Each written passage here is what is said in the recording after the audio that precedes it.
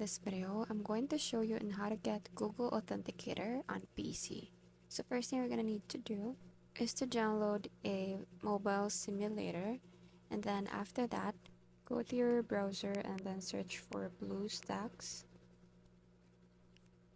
Let's wait for it. This one.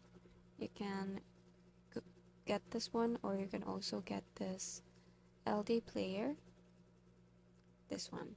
So it depends on you on which works for you. So in my case, I'll just go with this one.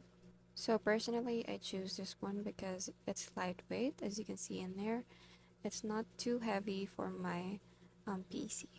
So once you're here, you just have to download the LD player, and this is how it looks like when downloaded on your PC.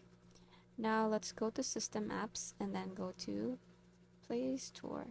So just open that one, and then from here go to the search bar and then search for Google Authenticator, this one. And then just, since I've already downloaded it, you can see it says open, but if it's not downloaded on yours, then it will be showing a download button. So you just have to download it. Now you can see there is the authenticator. We'll open that one, and there you go. You now have a Google Authenticator on your PC. I hope you find this video helpful. Thanks for watching, and I'll see you in the next one. Bye!